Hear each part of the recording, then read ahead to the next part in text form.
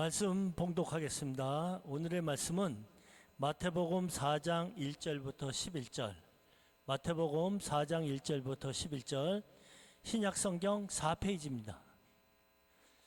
제가 한 절 읽고 우리 성도님들 한 절 읽고 교독하겠습니다. 그때 예수께서 성령에게 이끌려 마귀에게 시험을 받으러 광야로 가사 시험하는 자가 예수께 나와서 이르되 내가 만일 하나님의 아들이거든 명하여 이 돌들로 떡덩이가 되게 하라.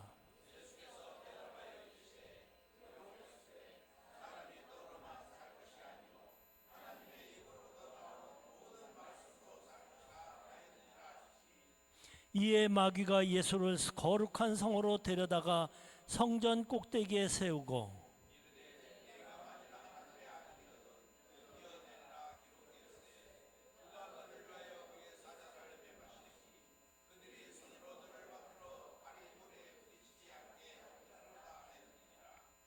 예수께서 이르시되 또 기록되었으되 주 너희 하나님을 시험하지 말라 하였느니라 하시니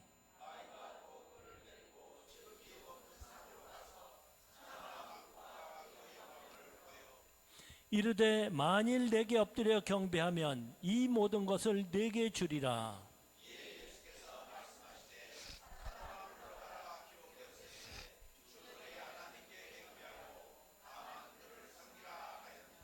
같이 봉독하시겠습니다. 이에 마귀는 예수를 떠나고 천사들이 나와서 수종드니라. 아멘. 오늘 말씀을 가지고 목사님께서 예수님의 생애 8번째 마귀에게 시험을 받으신 예수님이라는 제목으로 말씀 전해 주시겠습니다. 이거를 조금 앞으로 당겨 주실까요? 네. 네. 감사합니다.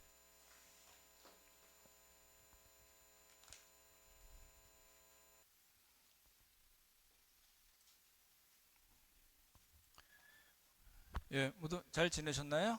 우리 옆에 분께 인사 나누십시오. 이제 봄이 가고 있습니다. 잘 지내시기 바랍니다. 예. 자, 우리 손주들이 와서 에버랜드 놀러 갔다 왔습니다. 갔는데요. 금요일날 갔으니까 금요일날인가요? 사람도 없고 재미도 없겠다 그랬더니 뽀글뽀글 하더라고요. 봄을 잘 즐기시면 좋을 것 같습니다. 예. 이거 나눠드린 거 지난주에 나눠드렸는데 이거는 그냥 1년 내내 갖고 계신다 생각하시고 수시로 이렇게 순서를 이렇게 좀 기억을 하시면 좋을 것 같습니다. 그죠? 예. 저희가 이따 계속 광고가 나오고 있지만 5월 25, 26 상반기 수련회를 하는데요. 강사 목사님이 이제 제가 나온 백석 신대원의 학장을 하시던 분이시고요. 지금 은퇴를 하셨는데 은퇴하시고도 굉장히 바쁘게 다니시는 분이시고 모시기가 좀 힘든 분인데 우리 최은영 강사님이 잘 이렇게 말씀해 주셔서 시간을 잘 맞췄습니다. 그래서 여러분이 미리 잘 시간을 조정하시면 좋을 것 같고요.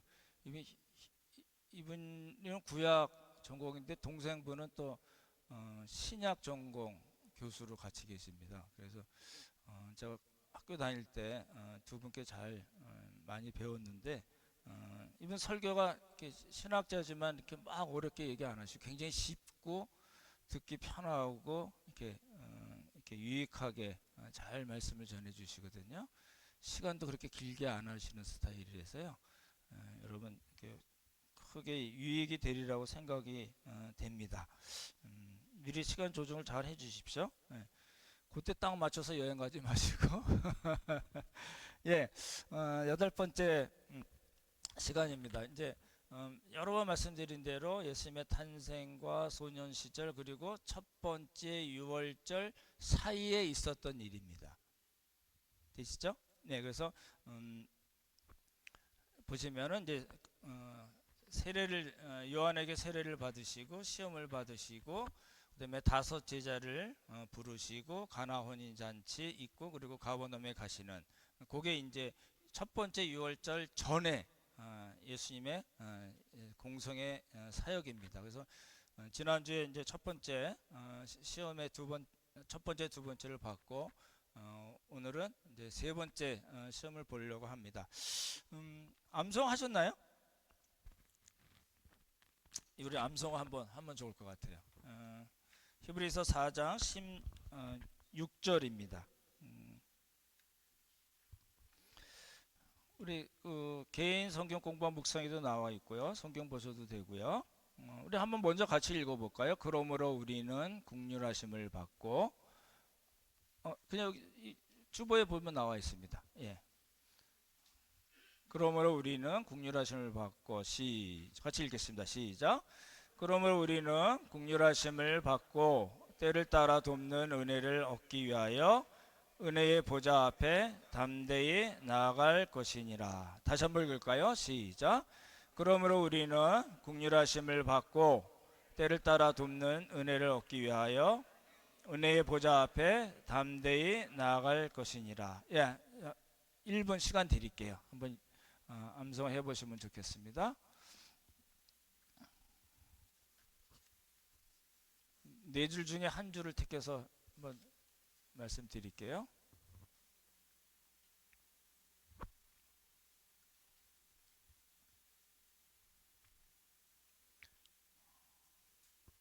되셨나요? 그러므로 우리는 긍휼하심을 받고 때를 따라 돕는 은혜를 얻기 위하여 은혜의 보좌 앞에 담대히 나아갈 것이니라. 예, 요 둘째 줄,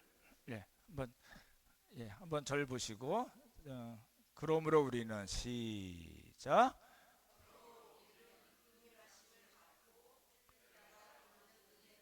위하여 은혜의 보좌 앞에 담대히.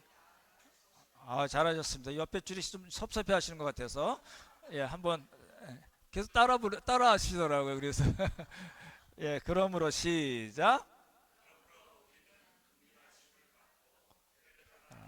은혜를 얻기 위하여 은혜의 보좌 앞에 담대히 나아가. 잘하셨습니다. 다 같이 한번 해볼까요? 시작.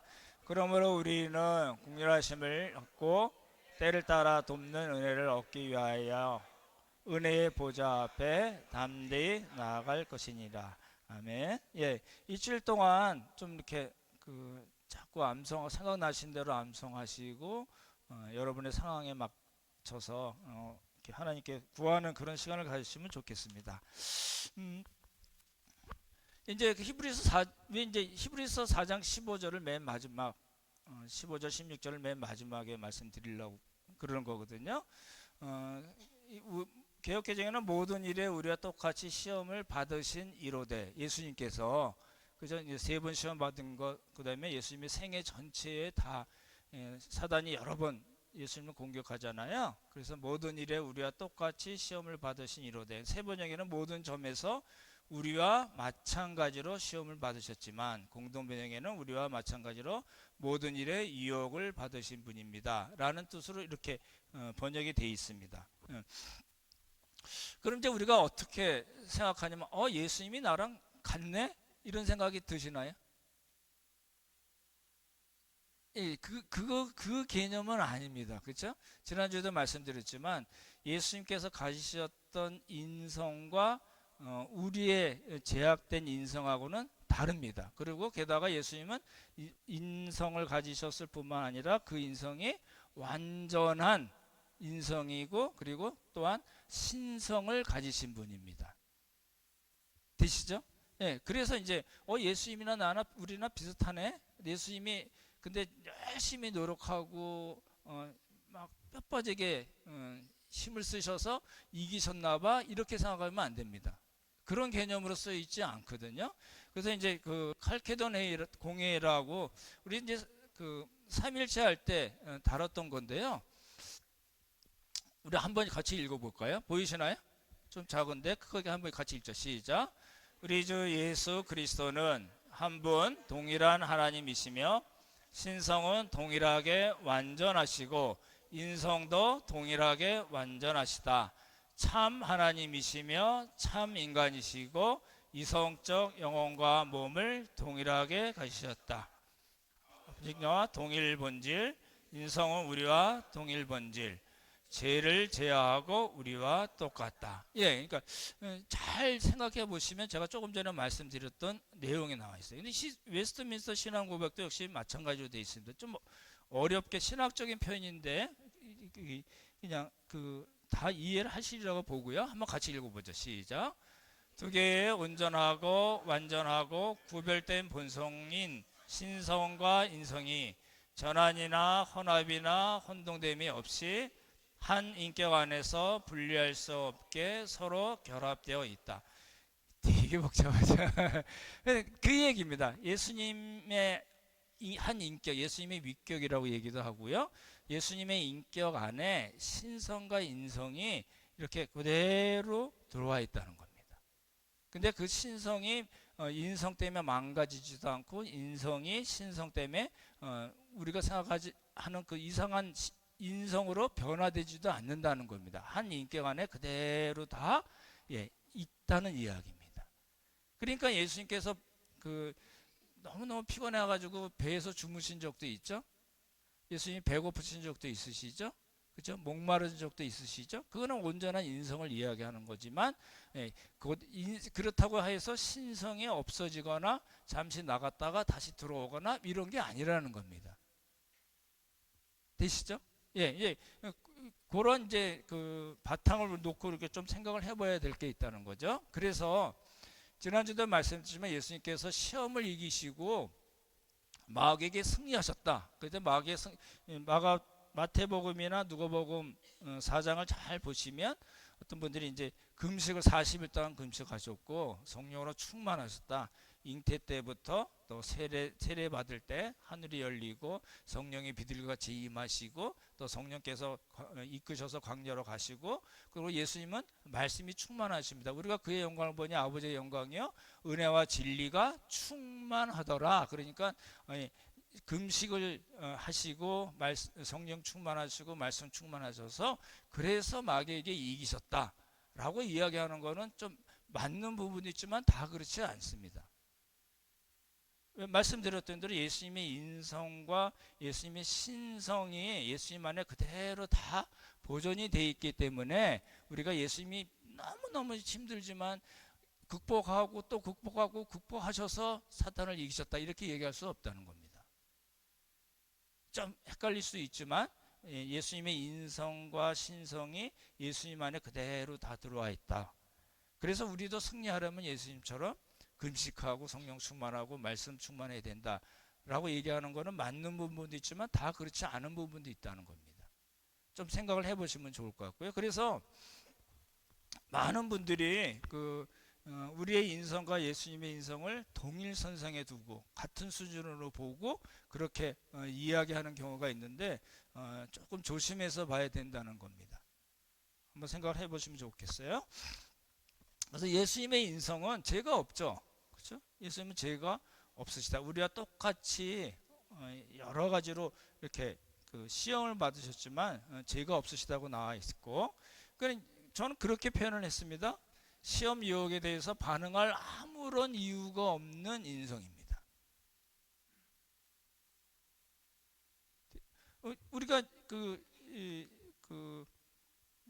시험을 받는다는 건 뭐죠? 보십시오. 외부에서 어떤 자극이 들어오죠. 뭘 본다든지 이렇게 뭘 듣는다든지 하여튼 어떤 방식인데 외부에서 자극이 들어오면 우리가 반응을 하잖아요. 그러죠? 그러시죠? 예, 그러시죠? 예. 그러지 않아도 가만히 있어도 안에서 뭐가 훅 올라오는 경우가 있나요, 없나요? 다 성화되신 것 같아요. 예. 외부의 자극에 쉽게 반응하고 어떤 때는 우리의 내면에서 자꾸만 제 정욕들이 올라오기 때문에 우리가 힘든 거거든요. 어떤 경우에는 정말 선한 모습을 보고 선한 하나님의 말씀을 들어도 악한 생각이 떠올 수가 있습니다. 그게 우리거든요. 그게 바울이 그러잖아요. 바울이 중생한 이후에 중생 전에 자신의 모습을 보고 뭐라고 그래? 오라 나는 공고한 사람이로다. 그렇죠? 제가 전에도 말씀드렸잖아요. 우리 창조, 타락, 구속, 완성 네 가지 기억나시죠? 그렇죠? 우리가 하나님 나라 갔을 때 죄를 질 수가 있나요, 없나요? Impossible to sin 말씀드렸잖아요. 그죠? 그게 예수님 안에 온전한 인성과 신성, 완전한 신성 안에 예수님 안에 다 있기 때문에 예수님은 어떤 외부 자극이나 또는 내부에서 나오는 어떤 악한 생각이나 죄의 정력이 있으신 분이 아니라는 겁니다. 우리랑 달라요. 같은 선상에서 놓고 보면 안 된다고 자꾸 말씀드리는 거잖아요. 가연설이라는 거 있잖아요. 아시죠? 환상이다. 예수님이 무슨 실제로 성육신을 하시고 고난을 받으시고 십자가에 못 박혀 돌아가시고 또 부활하신다. 이거 말도 안 되는 이야기다. 그건 환상적인 이야기고 실제로 예수님께서 육체를 입으신 분이 아니다라고 얘기하는 게 가연설이잖아요. 이게 이제 초대교회 때 그 이단으로 다 정제가 된 거잖아요. 그런 방식으로 우리가 생각하면 안 되고 정말 진짜 인간일 뿐만 아니라 완전한 인간이셨다. 그런데 그럼에도 불구하고 예수님 안에는 신성과 인성이 그대로 다 보존이 돼 있다라는 이야기입니다. 이제 그런 관점에서 이제 히브리서를 보고 예수님의 시험을 이제 저희가 보는 겁니다. 말씀드렸던 대로 세 가지 시험이잖아요. 첫 번째, 두 번째 하나님의 아들이거든 얘기하고 돌을 뭘로 만들라고요? 빵으로 만들라. 여기서 말씀드렸던 대로 빵과 하나님의 말씀을 우리가 밸런스를 잡아야 된다고 말씀을 드렸고 이 밸런스가 이렇게 빵 쪽으로만 이렇게 가면 나중에 어떻게 될까요? 이렇게 되면 이제 문제가 되는 겁니다. 그러죠? 잘 믿다가 믿는 것처럼 보이다가 믿음이 파손하는 분들이 있잖아요. 마지막 그 사람 그분의 인생 마지막을 봤더니 예수님을 부인하고 뭐 그런 게 어딨냐 이러고 가시는 분들이 있잖아요. 그런 이제 우리가 좀 여러 가지로 이야기해야 되긴 하지만 이게 너무 이렇게 이렇게 기울다 보니까 이게 다시 이렇게 제 원위치로 오기가 쉽지 않은 일들이 많이 있습니다. 우리들도 그렇고 우리들의 자녀들도 그렇다고 말씀드렸고 그리고 성전에서 뛰어내리라. 이건 하나님이 이제 사단의 그 편집이라고 말씀드렸죠. 말씀을 살짝 꼰 겁니다. 그죠? 시편 91편 말씀을 살짝 꼬서 이야기했잖아요. 그러니까 예수님이 하나님을 시험하지 말라. 하나님은 우리를 보호하시고 인도하시고 목표하신 지점까지 끌고 가시는 넉넉히 이기시는 하나님이시다 라고 이야기한 말씀을 드렸습니다. 이제 세 번째가 이제 경배하라 라는 겁니다. 이제 엎드려 절하면 그렇죠? 세상의 영광을 주겠다라고 얘기한 거잖아요. 그럼 한번 같이 읽어볼까요? 마귀가 시작. 마귀가 또 그를 데리고 지극히 높은 산으로 가서 천하 만국과 그 영광을 보여 이르되 만일 내게 엎드려 이 모든 것을 내게 주리라. 지극히 높은 산은 어딜까요? 그 여리고 시험산 지난번에 봤었잖아요. 그건 지극히 높은 산이라고 보기 힘듭니다. 기껏해야 300, 400 정도뿐이 안 돼 보여요. 케이블카도 가고 뭐 이런 거 있었잖아요. 그러니까 지극히 높은 산 하면 우리 그 팔레스타인 집에서 헐몬산으로 생각할 수도 있는데 그랬을까 아주 잘 모르겠어요. 어딘지 모릅니다. 누구든지 자신 있게 얘기할 수는 없는 것 같고요. 어찌됐든 지극히 높은 산으로 가서 이제 보십시오. 천하 만국과 그 영광을 보여줬어요. 그리고 만약 내게 엎드려 경배하면 이 모든 것을 너에게 주리라. 줄 것이다 이렇게 얘기했어요. 사단이 세계 천하 만국의 영광을 가지고 있고 그 권위를 가지고 있는 그런 존재인가요? 그렇지 않습니다. 아, 그렇게 했는데 예수님이 절 안에서 이겼어, 이 얘기가 아닙니다. 그렇죠? 악마의 편집 2탄입니다. 이렇게 거짓말을 하는 겁니다. 사탄은 원래 참소하는 자, 거짓의 아비라고 얘기하잖아요. 예수님을 시험할 때도 뻥을 친 겁니다. 그렇죠? 그래서 뭐라고 나와요? 만일 내게 엎드려 경배하면 이 모든 것, 천하만국과 그 천하만국에 있는 모든 영광을 내가 줄게 라고 얘기한 거는 사단의 거짓말입니다. 그걸 먼저 우리가 명확히 할 필요가 있고, 여기서 이제 천하만국이라는 거는 코스모스로 되어 있습니다. 코스모스는 보통 창조된 모든 세계, 온 우주 만물을 의미합니다. 그러니까 보십시오. 높은 산에 어딘지 모르지만 가서 천하만국과 그 영광을 보여줬다는 거는 실제로 본 걸까요?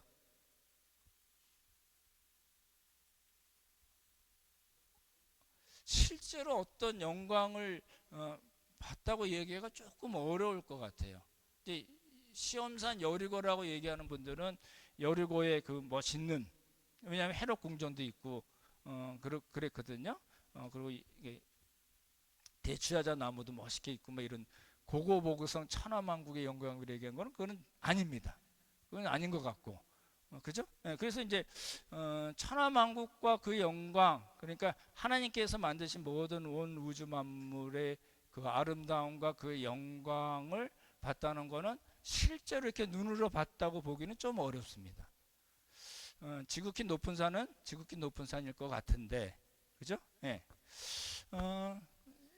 이제 누가복음은 조금 다르게 표현이 되어 있어요. 그래서 비슷하게 이야기는 돼 있지만, 예수를 이끌고 올라가서 순식간에 천하만국을 보이며 이르되 이 모든 권위와 그 영광을 내게 주리라. 그리고 요거 뭐라고 되어 있어요? 이것은 내게 넘겨준 것이므로 내가 원하는 자에게 주노라. 거짓말이라는 거예요. 하나님께서 하나님의 그 권위와 영광을 사단에게 준 적이 없습니다. 그걸 좀 명확히 할 필요가 있고요.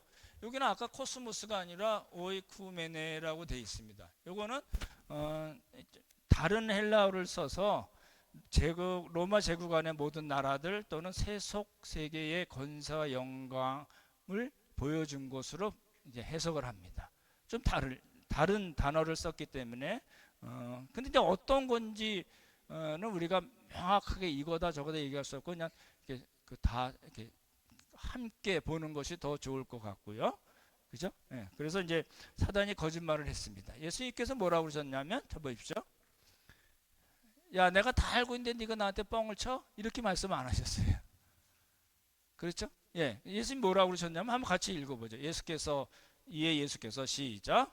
예수께서 말씀하시되 주 너희 하나님께 경배하고 다만 그를 섬기라 하였느니라. 누가복음도 똑같아요. 예수께서 기록된 바 주 너희 하나님께 경배하고 다만 그를 섬기라 하였느니라. 그러니까 이제 제가 그 예수님의 시험 세 가지를 이렇게 공부하고 준비하고 묵상하면서 느꼈던 거는 말씀드렸던 대로, 이거는 예수님의 어떤 위대함과 예수님의 완전한 신성, 예수님의 완전한 인성을 드러내기 위한 그런 부분도 있지만, 다른 큰 부분에 있어서는 뭐라고요? 이걸 기록함으로써 이 말씀을 보는 우리들에게 교훈을 주기 위한 것이라는 겁니다. 제가 보기에는 후자가 더 커 보여요. 왜 하나님께서 이게 빵으로만 살 것이 아니고, 맞죠? 빵으로만 살 것이 아니고 하나님의 입에로 나오는 모든 말씀으로 살 것이라 밸런스를 잡아야 되고 우선순위가 있어야 된다고 말씀하시고, 두 번째 높은 곳에 뛰어날 때는 그거 아니다. 우리는 하나님을 믿고 사는 사람들이다. 하나님이 우리를 지켜주시고 보호하시고 인도해 주신다고 말씀하신 그대로 지금 이 땅을 사는 우리들을 하나님께서 그렇게 선하게 우리를 대접하고 계신 것이다 라고 이야기하는 겁니다. 그러니 하나님을 시험할 아무 이유가 없다라고 우리에게 말씀하시는 것이고, 세 번째도 역시 마찬가지로 엎드려 절에서 세상 만국의 천하만국의 영광과 권위를 우리에게 주실, 그거 아니다. 우리가 해야 할 길은 우리를 그렇게 하나님의 말씀으로 살게 하시고 우리를 인도하시고 보호하시는 그 하나님을 경배하고 섬기는 사람으로서 우리가 있는 것이다라는 것을 가르쳐주기 위한 거란 겁니다. 잘 생각을 그렇게 해보시면 좋을 것 같아요. 그래서 신자의 삶과 신앙이라는 것은 말씀으로 살고 하나님의 보호와 인도를 에 따라 사는 존재인 걸 알기 때문에 의심하거나 원망하거나 불신하는 것이 아니다. 이거는 다 하나님을 시험하는 것이 된다라는 겁니다. 보십시오. 여쭤볼게요. 여러분, 하나님을 시험하신 적이 있으신가요? 없으신가요? 하나님, 내가 이렇게 힘든데 도대체 계시기는 한 겁니까? 이게 마사 또는 무리바에서 이스라엘 백성들이 물이 없을 때 얘기한 거잖아요. 하나님이 도대체 계신 거예요? 라고 얘기한 거예요. 그게 이제 하나님을 시험한 거예요. 불신하고 원망했어요. 근데 여러분, 삶을 살면서 우리가 그런 일이 있나요? 없나요? 있을 것 같아요. 특별히 이제 아플 때, 내가 이렇게 평생 하나님을 섬기고 우리 형제자매들도 섬기고 예배하고 살았는데 막판에 내 이렇게 아프나? 이런 생각 들면 쓱 그런 생각이 좀 이렇게 원망 비슷한 게 떠오르지 않을까요? 그럴 수 있습니다. 왜냐하면 우리가 약하거든요. 약한 존재이기 때문에 내가 정말 하나님께 기도하고 간구하고 하나님 정말 이렇게 해주시면 내가 정말 열심히 하나님 잘 섬기고 우리 형제들 자매들 섬기고 교회 공동체 위해서 헌신하겠습니다라고 기도하는 그 내용을 하나님께서 너무 오랫동안 안 들어주신 것처럼 느껴질 때가 많이 있잖아요. 여러분, 기도하면 1년 내에 싹 해결되나요? 한 달 내에 싹 해결되나요? 그런 적 없잖아요. 오래 가는 것처럼 느껴질 때 우리가 어떤 생각이 드나요? 하나님, 도대체 왜 이런 생각이 들잖아요. 이제 그게 이제 그런 우리를 위해서 이 말씀이 쓰여진 거라고 저는 봅니다. 그래서 세 번째, 하나님을 경배하고 섬긴다는 말을 우리가 좀 잘 봐야 될 것 같아요. 경배한다는 거는 worship입니다. 영어 발음이 잘 안 나와서 예배하고 찬양한다는 뜻입니다. worship이고요. 섬긴다는 거는 serve입니다. 사역하고 사역하다 또는 봉사하다라는 뜻입니다. 세 가지를 잘 연결해 보시면 연결이 될 것 같은데요. 우리가 하나님의 말씀으로 살고 하나님을 의지하고 우리를 보호하시는 분인 것을 신뢰하고 믿고 사는 사람들은 어디로 가냐면 하나님을 경배하고 섬기는 삶으로 갑니다. 이게 마태가 이야기한 그 흐름하고 누가가 이야기한 흐름하고의 차이입니다. 마태는 그렇게 생각하고 이제 그렇게 기록을 한 거예요. 어느 순서가 맞고 틀리고의 문제가 아니라는 거죠. 이제 고민이 되는 거예요. 그렇게 생각이 됐습니다. 우리는 다 정말 세상 영광을 위해서 힘쓰지 않나요? 우리의 편안함과 또 우리 아무 어려움 일을 당하지 않는 그것을 우리의 삶의 목표로 많은 사람들이 살고 있지 않나요? 우리도 다 포함되지 않나요? 근데 이제 성경 그렇게 얘기하고 있지 않아요. 하나님의 말씀으로 사는 사람들, 그 말씀을 우리의 그 생존의 근거, 우리의 존재의 근거로 사는 사람들은 하나님의 보호하심을 믿고 살고 그 말씀에 힘을 얻어서 하나님을 경배하고 사역하는 쪽으로, 예배와 사역 쪽으로 가게 돼 있다라는 겁니다.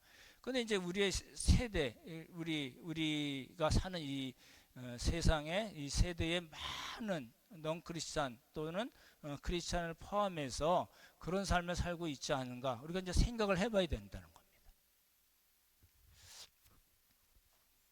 그래서 이제 메시아의 능력으로 문제를 해결하거나 또 환영받는 영광의 메시아가 아니라, 그렇죠? 고난 없는 메시아가 아니다는 거거든요. 그러니까 이제 이러한 예수님의 시험을 통해서 우리에게 해주시는 말씀이 뭔가, 거기에 포커스를 맞춘다면 이런 겁니다. 하나님을 예배하고 섬기는 삶보다는 자신의 편안함과 또는 자신을 증명해내는 삶, 많은 사람들이 살고 있다는 겁니다. 이건 우리의 길이 아니에요.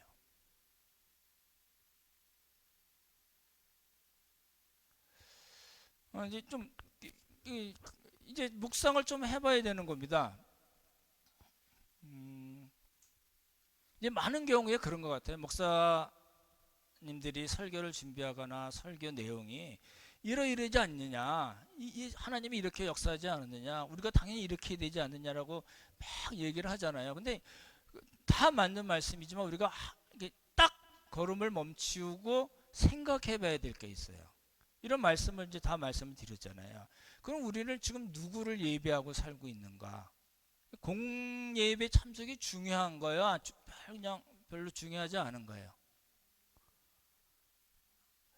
제가 이제 주보 보면서 가끔 놀랄 때가 있어. 어떤 때는 60명 나오고 어떤 때는 70명 나오고 그럼 이 10명은 어디 갔지?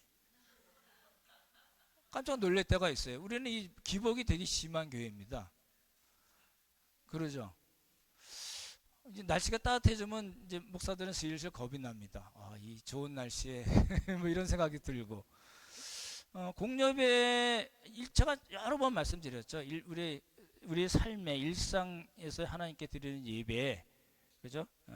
하나님 나라의 가치관과 그 하나님 말씀의 그 근거에서 사는 삶, 그리고 공예배, 이거 밸런스 잘 맞아야 된다 그랬는데 공예배만 놓고 얘기하려면 우리 좀 다시 생각해 봐야 돼요. 우리가 좀 우리의 그 신앙적인 그런 태도나 밸런스나 우선순위를 좀 다시 정리할 필요가 있습니다. 그렇지 않나요? 저도 1년에 한 번이나 2주 빠지긴 하지만 그 목사같이 하라고 말씀드리기는 어렵지만 여러분이 공예배에 대해 그러니까 이제 예배하는 그 이유가 뭔가를 좀 우리가 명확해야 된다는 이야기고요. 예배를 방해하는 일들이 많죠. 그렇죠?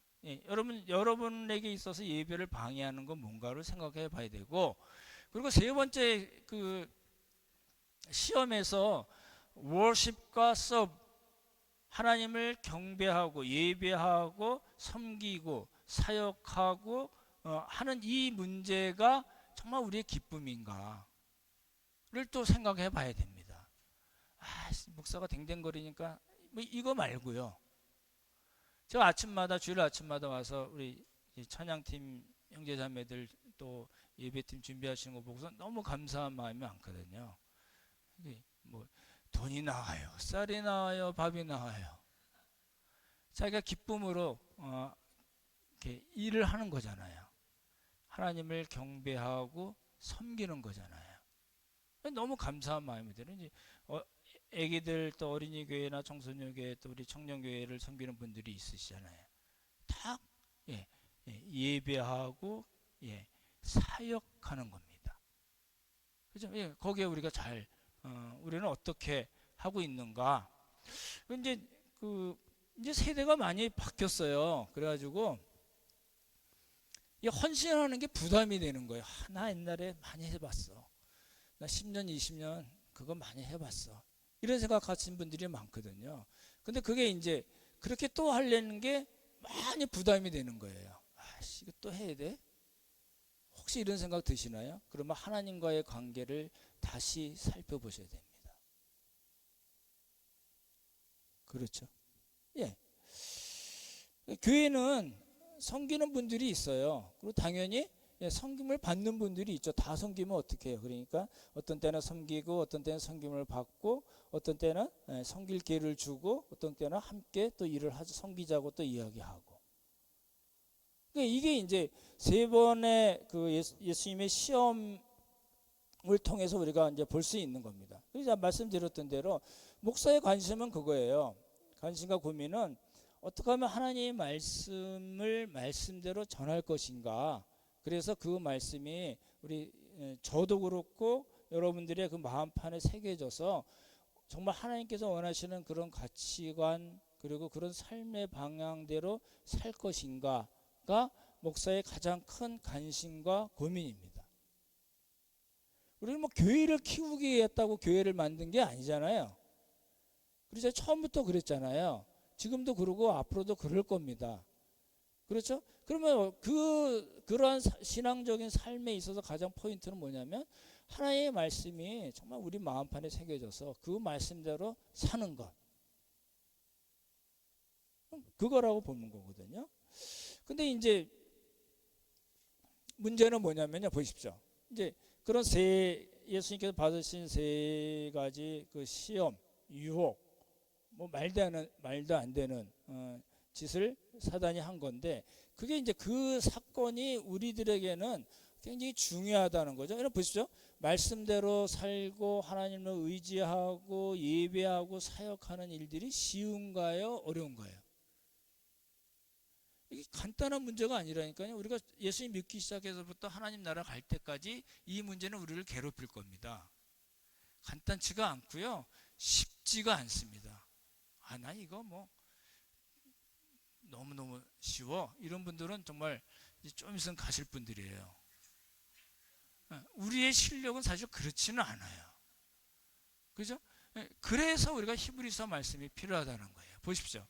왜 이제 그 예수님의 시험 이야기를 하면서 히브리서로 마무리를 할까를 보는 겁니다. 같이 한번 읽어볼까요? 같이 읽자. 시작. 그럼 우리에게 큰 대제사장이 계시니 승천하시니 곧 하나님의 아들 예수시라. 우리가 믿는 도리를 굳게 잡을지어다. 우리에게 있는 대제사장은 우리의 연약함을 동정하지 못하실 리가 아니요 모든 일에 우리와 똑같이 시험을 받으시니로되 죄는 없으시니라. 같이 외울까요? 시작. 그러므로 우리는 긍휼하심을 받고 때를 따라 돕는 은혜를 받기 위하여 은혜의 보좌 앞에 담대히 나아갈 것이니라. 이제 대제사 크다라는 건 마그누스라고 하거든요. 일반 대제사장이 아니에요. 대제사장 유대인들에게 이건 히브리 사람들에게 보낸 거니까 히브리서라고 그러잖아요. 그 사람들에게 대제사장 하면은 구약의 대제사장이 딱 떠오르는 거예요. 대속죄일이라고 그러잖아요. 하루 지성소에 들어가서 이렇게 하나님께 제사 드리는 그 대제사장을 생각할 텐데, 히브리서 기자는 그 정도 대제사장이 아니고 우리에게는 큰 정말 위대하고 그 누구도 뛰어넘을 수 없는 대제사장이 계신데 바로 예수님이시다를 이야기하는 거예요. 그 예수님이 우리를 위해서 단 한 번의 제사로 우리의 모든 죄를 속해 주셨고, 그뿐만 아니라 뭐라고요? 우리를 구체적으로 도우시는 대제사장이시다를 히브리서 기자가 얘기하는 겁니다. 이렇게 돼 있어요. 그래서 우리의 연약함을 동정하지 못할 분이 아니시다. 그러니까 이중 부정을 써서 강조한 거거든요. 우리의 연약함이란 건 뭐예요? 항상 시험에 걸려지는 연약함이 있죠. 미성숙하게서 문제가 생기기도 하죠. 우리의 죄성도 있죠. 자기 중심적인 그런 생각이나 라이프 스타일이 있어요. 그건 우리의 연약함이에요. 내가 어떻게 해보려는데 잘 안 되는 부분이에요. 육체적으로도 그렇고 정신적으로도 그렇고 영적으로도 그래요. 대인관계에서도 그렇고 하나님을 예배하고 사역하고 세상을 섬기는 부분이 잘 안 돼요.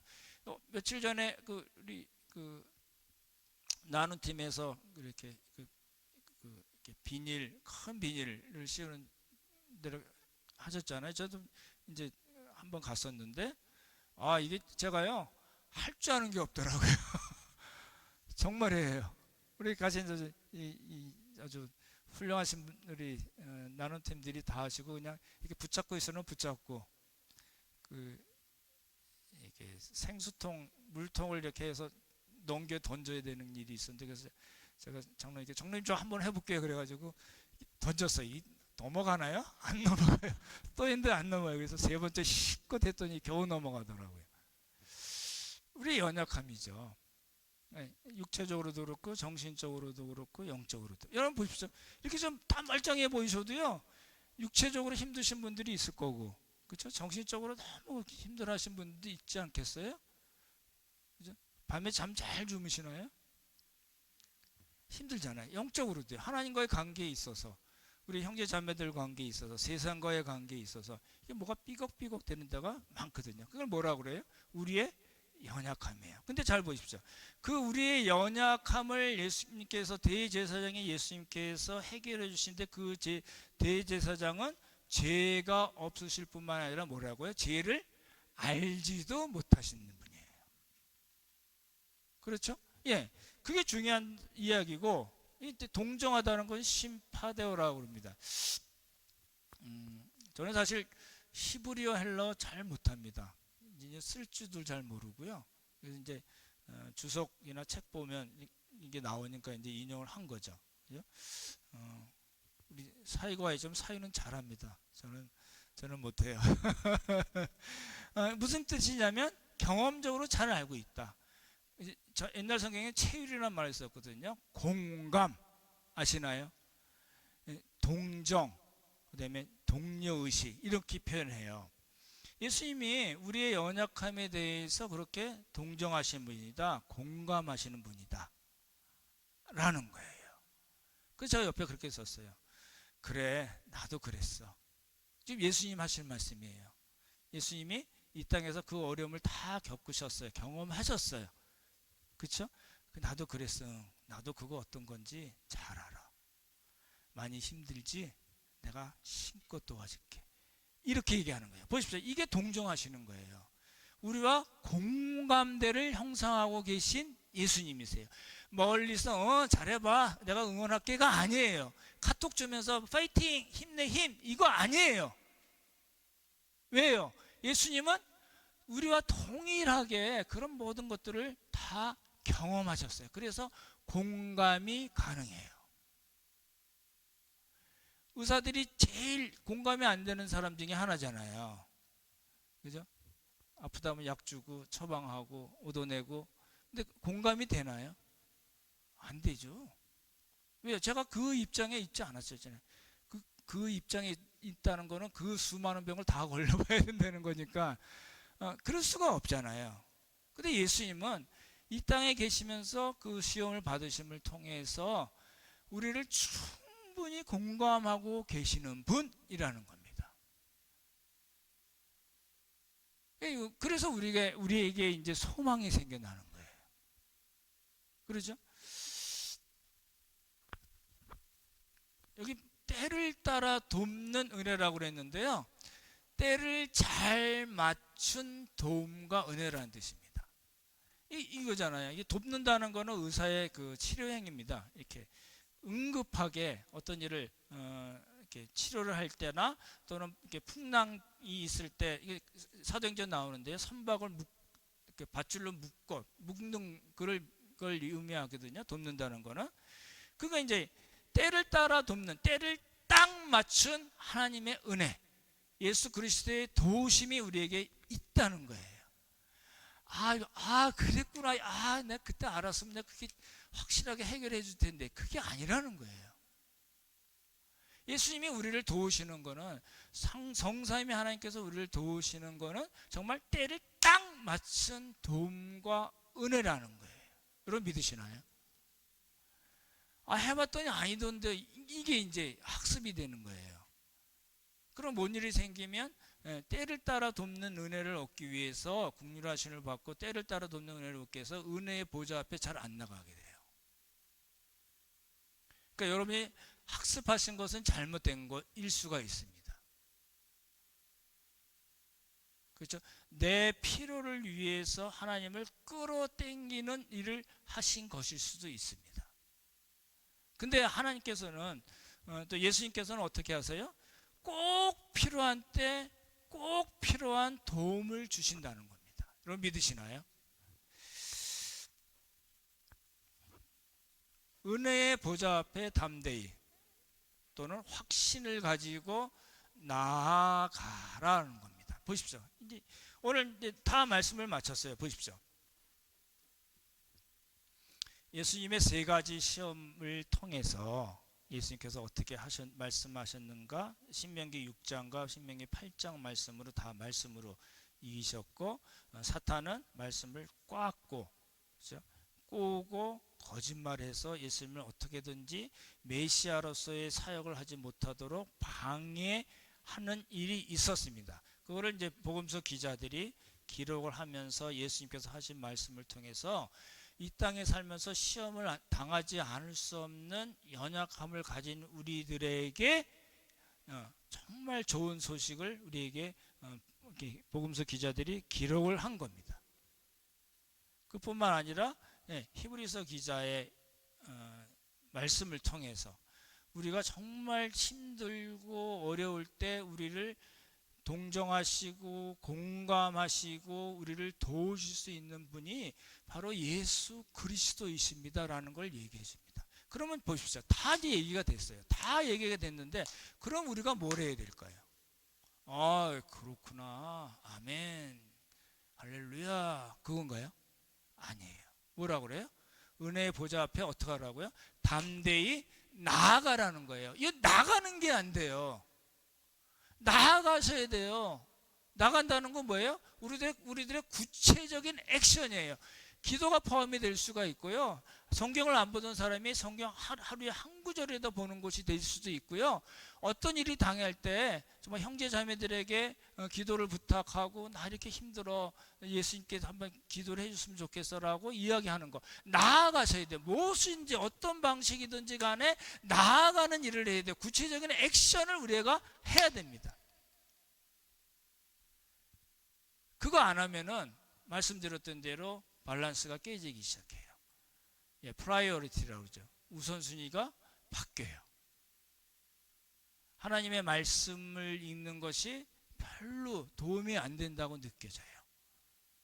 은혜의 보좌 앞에 나아가라고 그랬는데 그거 한두 번 해봤더니 안 되대. 그리고 안 나가요. 그리고 자기만의 동굴 속에 갇히는 일들이 많이 있습니다. 오늘 말씀을 마치겠습니다. 예수님께서 요단강 건너편 베다니에서 세례를 받으신 것은 말씀드렸던 대로 고난의 잔, 그렇죠? 예수님께서 마시는 고난의 잔, 그리고 예수님께서 받으시는 세례의 시작이고, 그리고 예수님께서 광야에서 받으신 시험은 예수님이 어떤 분이신가를 우리가 충분히 알 수 있을 뿐만 아니라 예수님께서 해주신 그 말씀을 통해서 우리가 이 땅에 살면서 시험을 당할 때 어떻게 살아야 되는가, 어떻게 대처해야 되는가를 말씀해 주시는 귀한 보물입니다.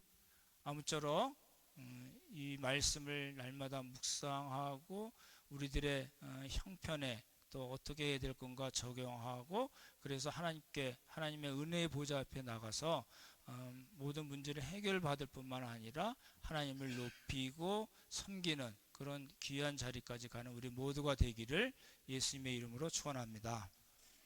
참 좋으신 성부 성자 성령 하나님, 예수님의 시험을 저희가 두 주 동안 살펴보았습니다.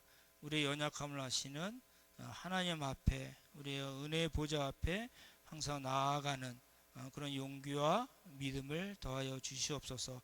여러 가지로 어렵고 힘든 가운데 있는 우리 형제자매들 주님께서 기억하시고 찾아가 주시고 우리들의 마음을 주님께서 공감하시고 또 도와주시고 다시 설 수 있는 귀한 복을 허락하여 주시옵소서. 하나님 은혜 감사드리오며 귀하신 예수님 이름 받들어 기도드렸사옵나이다. 아멘.